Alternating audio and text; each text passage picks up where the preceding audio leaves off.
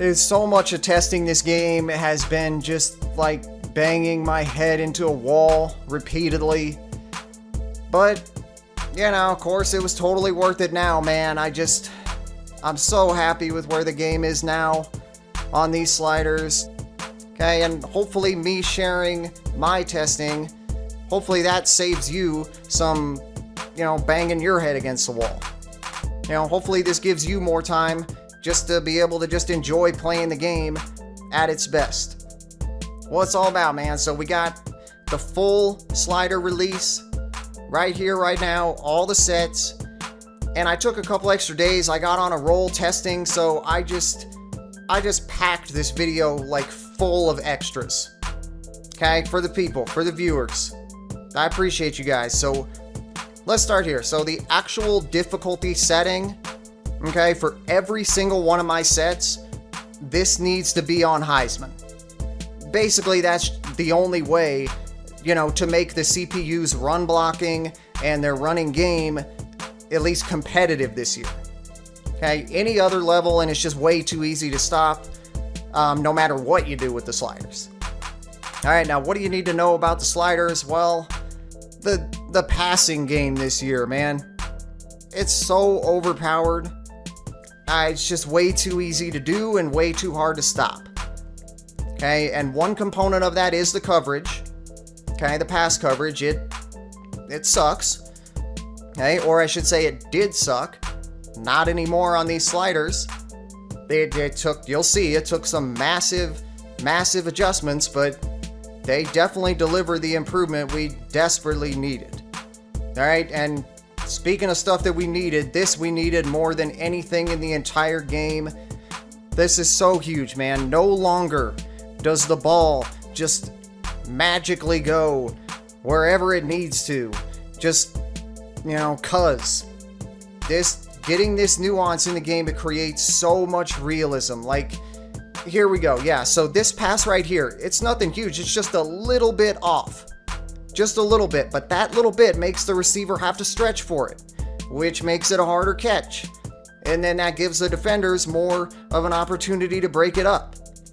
And with the ratings, like right here, my QB is not that good here. He's like mid-70s, okay? And I overcooked the release a little bit. So, yeah, that pass should be off. And you know what? It just makes it all the better when you actually do a good job. That's beautiful. That's a really special play. And with these sliders, it actually is special. Again, making ratings and user skill matter. Now, two huge things, man. There's two things I don't want you to overreact to. All right, number one, I mean, just like real life, man, every once in a while, you're just gonna get, on both sides, both teams, you're gonna get here and there just like a cartoonishly off throw. I don't know, man. Say it slipped out of his hand. I just wouldn't get caught up on this. I would just stay focused on the bigger picture. Don't get hung up on that. And the second thing, dude, I would almost just like ignore the drop stats. I don't know, man. The game counts stuff like this as a drop. There's no way, man. That's a tough window to try to complete a pass. That's a really hard play to make. If they're gonna call that a drop, then I guess, you know, we just need drops then to make this part of the game realistic. Let's get to the penalty sliders, okay? Because those do affect the actual gameplay. Okay, you'll see what I mean as we go. Let's start with offsides and false start. So these two sliders affect get off, right? Linemen getting off the ball.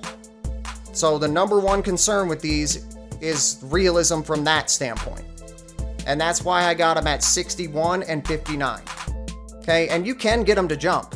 Like if you want to do a hard count, you want to try to do the Aaron Rodgers and get a free play, you can do that. It's very possible, but you do it more than like 3 times, that's, you know, the risk gets really high for getting a false start.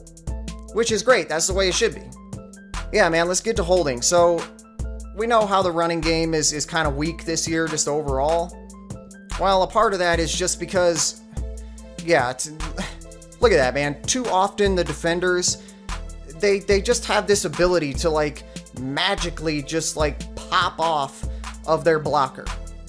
Like, oh, look at that. Right when the ball carrier, right when he's running by you again, huh? You just time that up again. What a coincidence.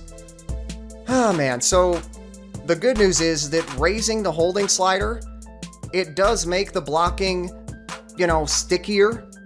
So it does help, reduce this phenomenon.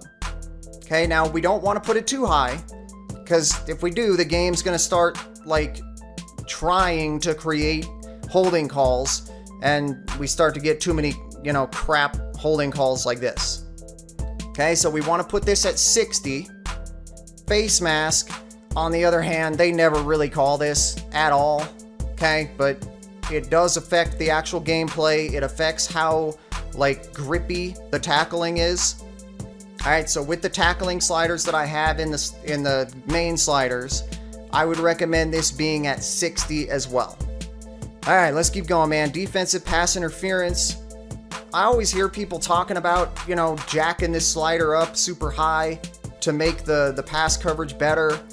Every year it seems like. All I can tell you is that with College Football 26, that is a complete myth. I found exactly zero correlation between super high DPI settings and elevated pass coverage. There's just nothing there, man. And I got the best coverage results, honestly, with it at 58. Okay, and you will get a call here and there. And that's good, and most of them are, at least plausible. So good there at 58. Now, offensive pass interference, they just call the dumbest, most irrelevant OPIs. It's just, dude, no. We have to turn this off, just like we did last year. And by the way, they will still call it sometimes even with it off. So that sucks, but, what are you going to do? At least turning it off reduces it by a lot. Let's do some quick ones here. So kick-catch interference, that's fine being on. Block in the back, I found zero reasons to move this. That's still at 50. Intentional grounding on, that's fine. Roughing the passer, I put that down just a little bit to 48. And that's just to avoid, like this kind of thing right here. Being called roughing the passer. Happen a little too often with it on the default. That's dumb. Okay, so that just down to 48.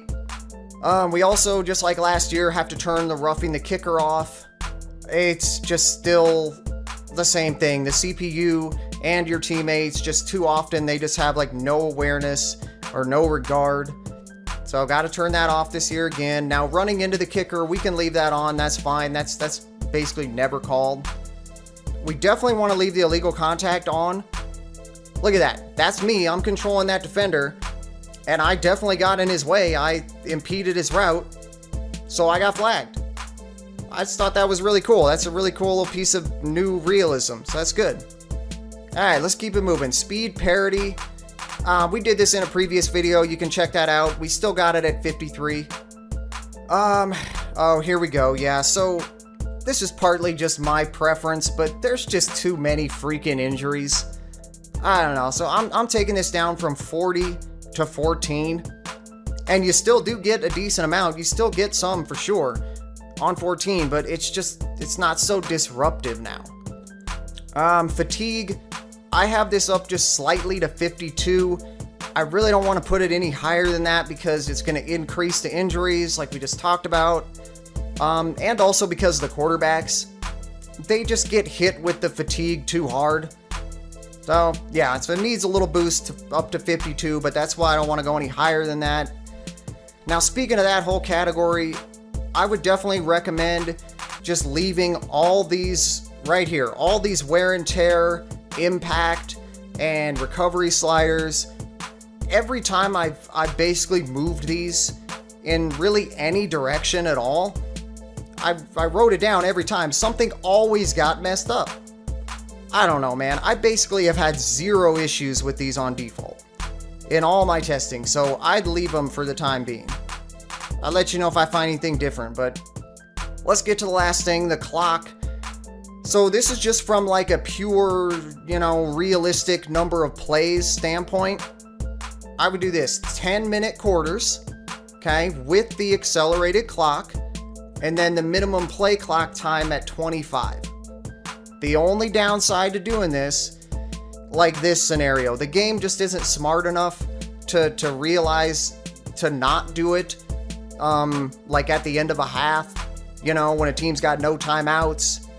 Like here, they're trying to get a field goal off, and it just ran the clock out on them. So that sucks. I wish it didn't do that, but you know, it is rare, and the timing and the situation has to work out just right for it to even become an issue. So I live with that possibility. Now, if you don't want to use the accelerated clock, then that's fine. In that case, I would go down to 8-minute quarters. Okay, man, I think that's enough for one video. As far as the gameplay sliders, we got a couple options. Okay, just search my tag in here. It's the Popboy. And I'd appreciate it if any of you guys could let me know. Just comment and let me know if you were able to download them okay. And if you do, tell me what platform you're on. Okay, because we had issues last year, but it should work this year. But either way, of course, we got our trusty old Google Doc. Okay, if you need it, if you want it, the link's in the description for you. It's got all the gameplay slider sets. Alright, and please give me any feedback you got. I really appreciate it. You guys know I'm continuing to test, of course, for future updates. And your feedback, your comments really do help. Alright, and of course, subscribe, hit your bell on. If you haven't already, pop that like button for me before you go. If you enjoyed, if you found this useful, I appreciate you guys. Thank you for all your support as usual. And I'll leave you with this. If you think I haven't been all over testing 2K26, not so fast, my friend. Stay tuned.